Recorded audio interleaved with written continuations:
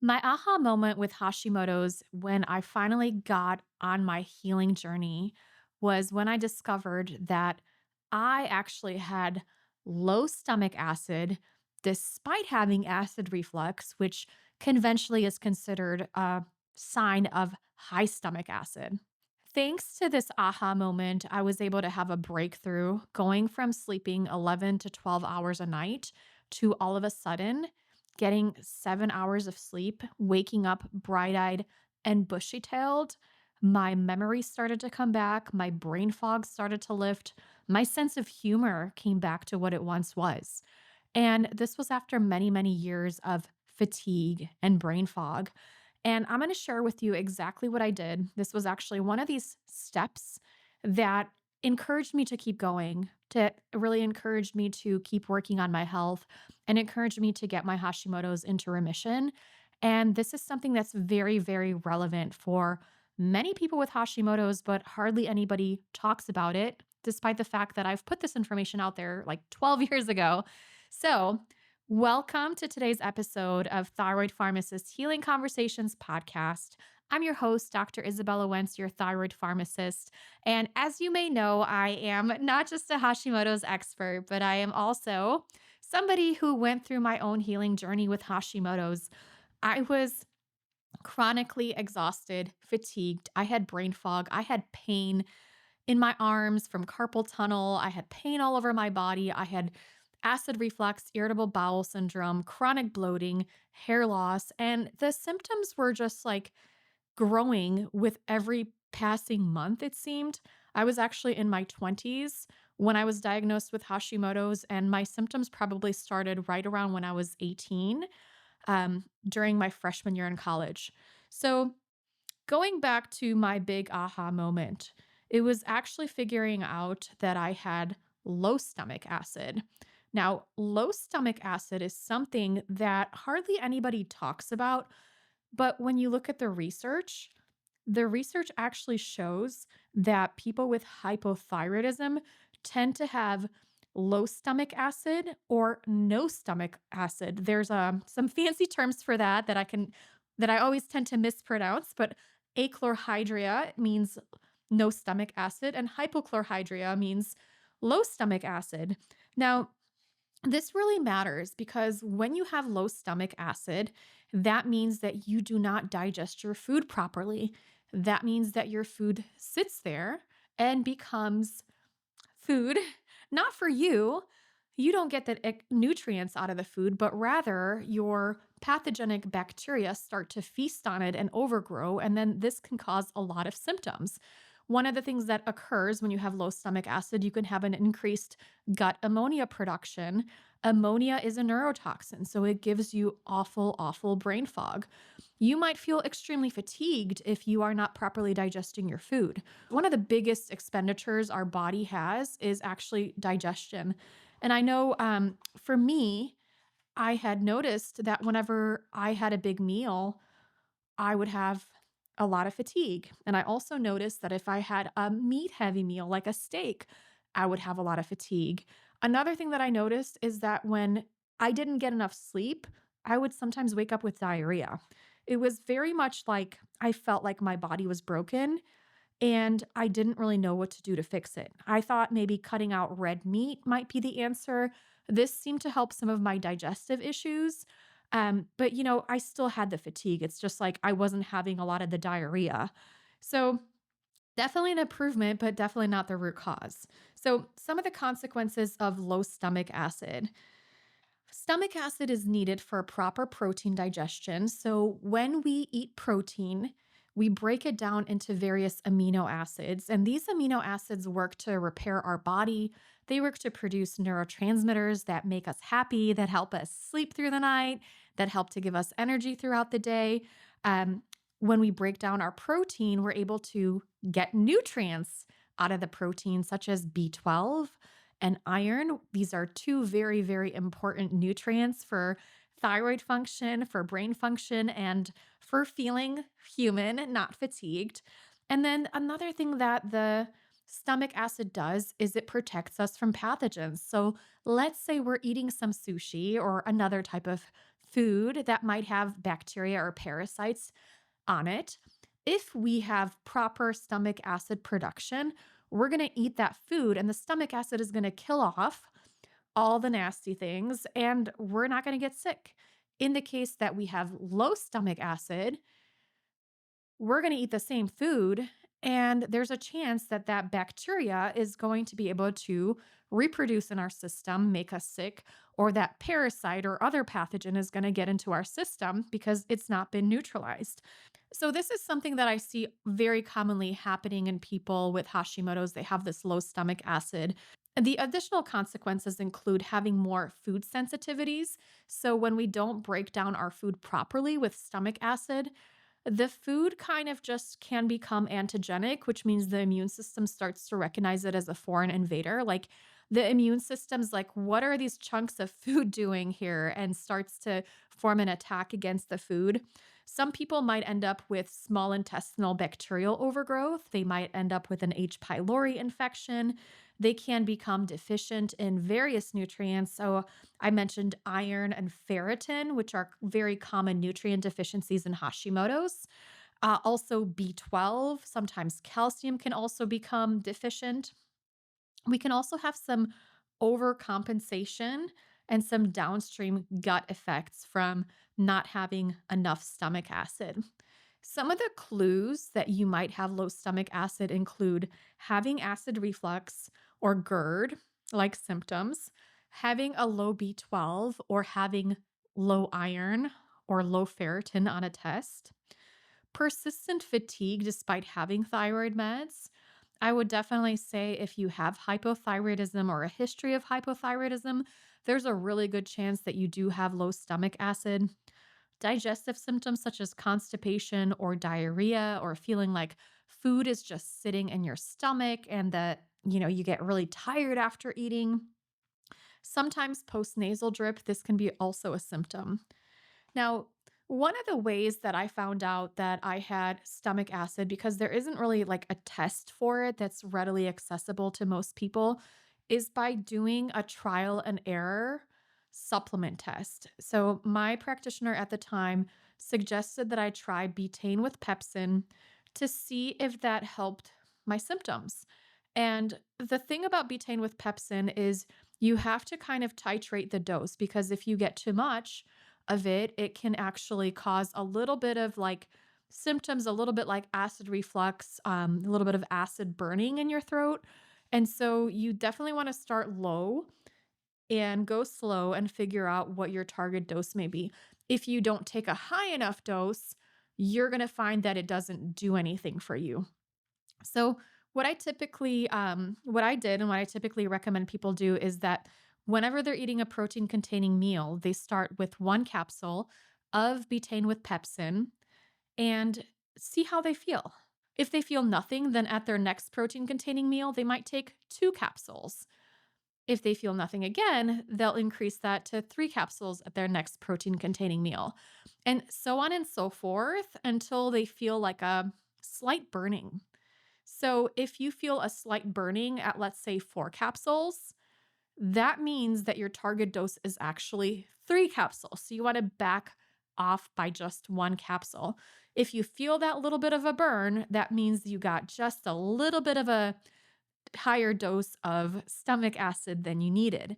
At that point, you can drink something like some people would recommend putting a teaspoon of baking soda in a cup and kind of sipping on that. And that generally neutralizes the effect, although, it does go away within probably a few seconds to a few minutes for most people. So you don't necessarily need to worry about that.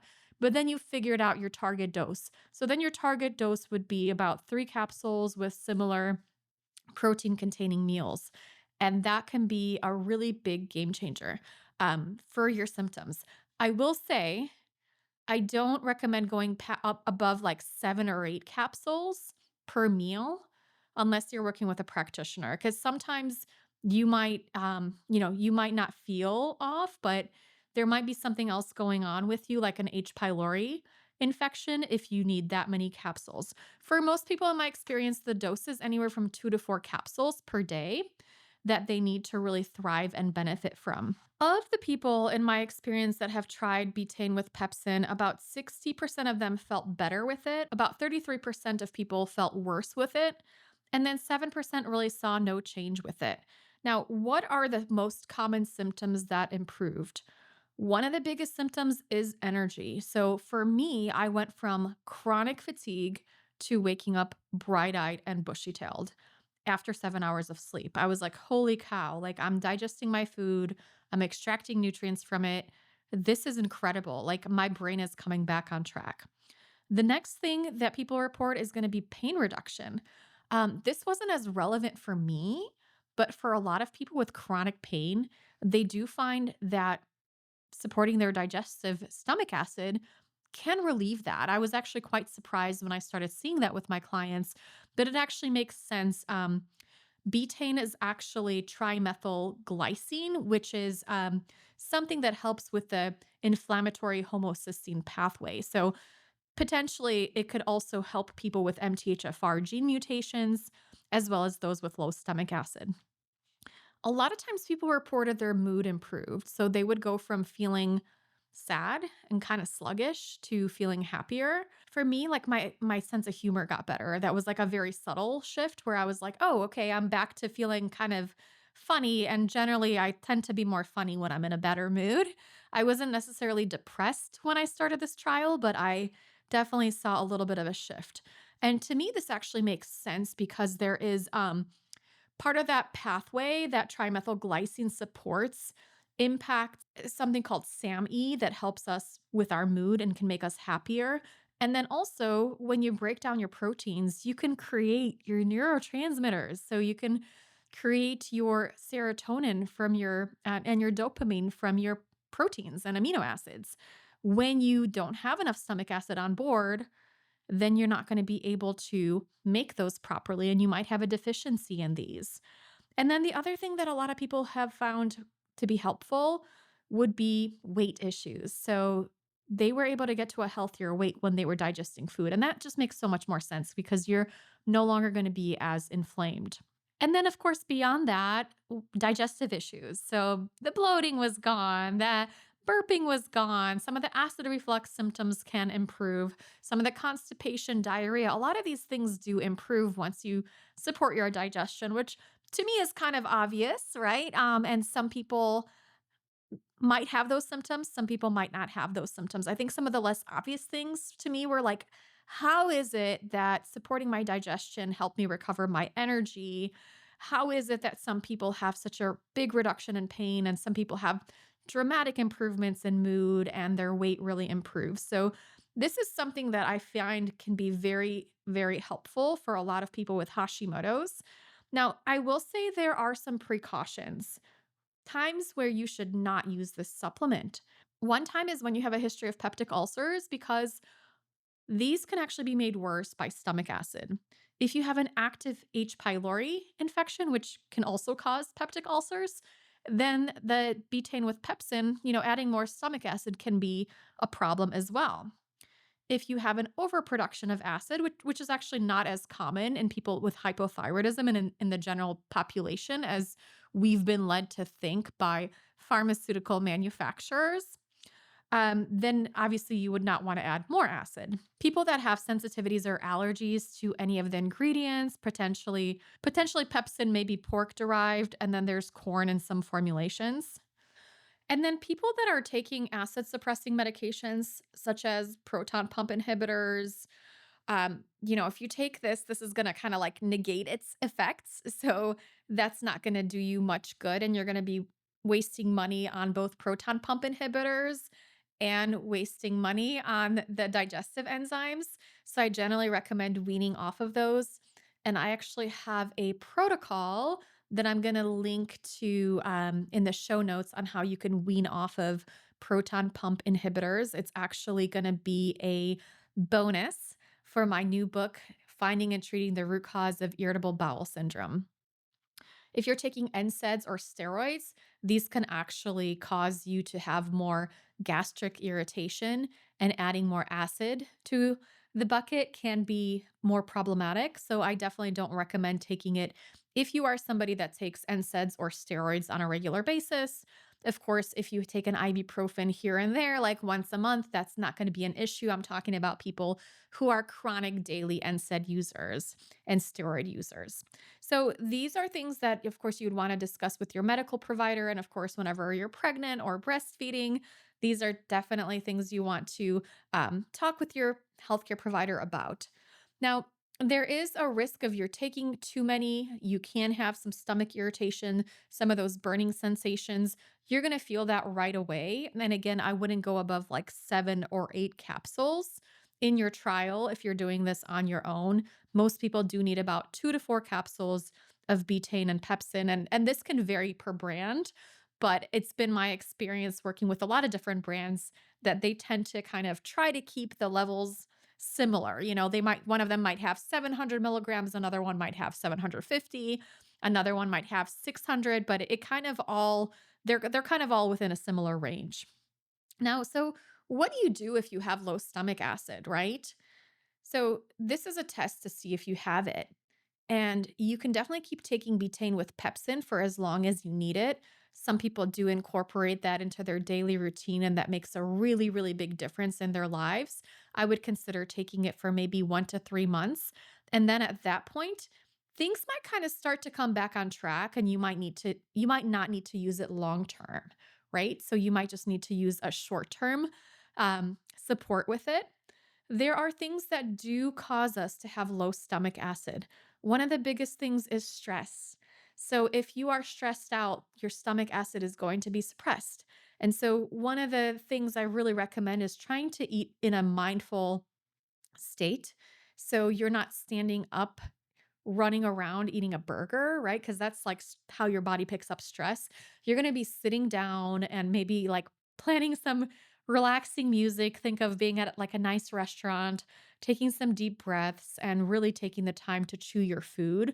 That's going to start the digestive process. Having that saliva, um, really chewing your food, that's going to kind of kick things off and start kicking in the digestion. The other thing you can do is you can take a teaspoon of squeezed lemon juice into a glass of water and sip on that throughout your meals and throughout your day. You can also do this with like a teaspoon of apple cider vinegar. Make sure you dilute it in a glass of water. Do not drink apple cider vinegar like straight up unless you want to be in pain. So do not do that. And the other thing that helps a lot of people is thiamine. Thiamine can be helpful for the production of stomach acid. And this is another kind of nutrient deficiency that many people with Hashimoto's have. I have written extensively about thiamine. It can be a big game changer for people with thyroid fatigue. Generally speaking, about 600 milligrams per day over the course of 3 to 5 days can reverse thyroid fatigue very, very quickly. For some people, they may also benefit from something like digestive bitters. I like Dr. Shade's digestive bitters formula and the Walena digestive bitters. I'm going to link to those in the show notes. And, it kind of depends. For some people, they do really well with betaine with pepsin and they take that long term and they take it with every meal and it works really, really well for them. Other people might be able to get away with doing some digestive bitters or using some of those the hot lemon water trick or utilizing thiamine. Some people might need to do all the things to really see a difference. Generally speaking, a great place to start is going to be doing the betaine with pepsin challenge. I hope that this can help you feel better. Make sure that you remember to take it with your protein containing meals and definitely look into whether you have a thiamine deficiency. I'm going to put a link to my thiamine article in the show notes. And I did an awesome interview with Elliot Overton on different types of thiamine and how they can be of benefit and how they can be big game changers for Hashimoto's and hypothyroidism. I would say my top 5 recommendations for most people are going to be looking at your stomach acid and supporting that, potentially with betaine with pepsin, sometimes with thiamine. That might be a great way to do that. I do have Rootcology. I did add thiamine, benfotiamine recently to the Rootcology portfolio. And betaine with pepsin was one of my products that I first came out with because I love it so much. And it's been so helpful and so effective for a lot of people. So if you wanted to try these products, we're going to be offering 10% off for anybody that uses the code podcast. And I have a lot of exciting information to share with you. I have a brand new book coming out March 17th. It is Finding and Treating the Root Cause of Irritable Bowel Syndrome, where we talk about some of these digestive issues and we go really, really deep in them.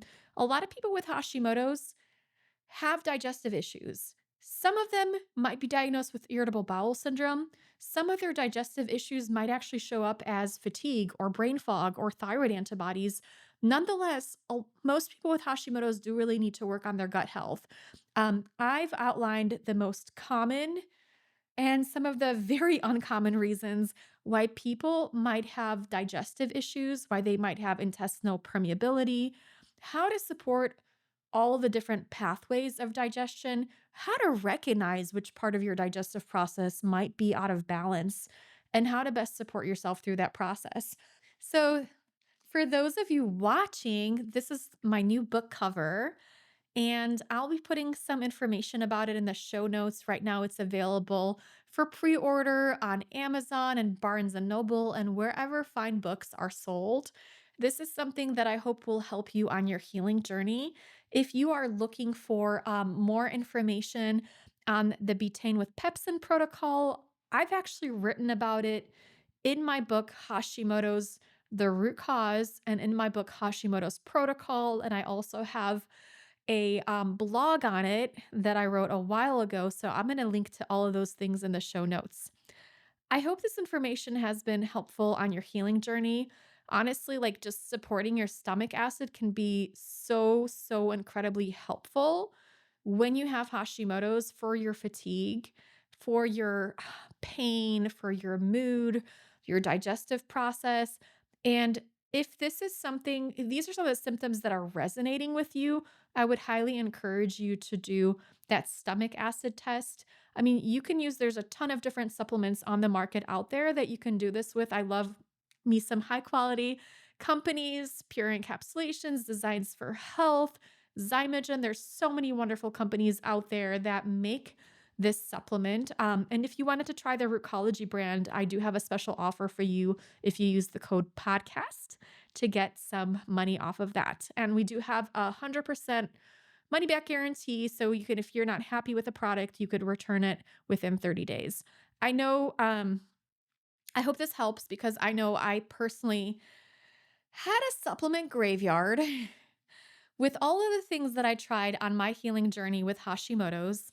And it can be very, very, it feels very wasteful for one. And two, you end up trying things and having adverse reactions, or they're not making you feel better. And then you end up spending all of this money. And I just don't want that to happen. And I've also hand selected products that I know work really, really well in my 10 plus years of doing this, working with a lot of clients. Like I know which stuff is going to work pretty well. And so I hope that gives you a little bit of ease into trying something for your health. I really appreciate you being here with me. I really appreciate you trusting me with your health. And hopefully, this has been helpful on your healing journey.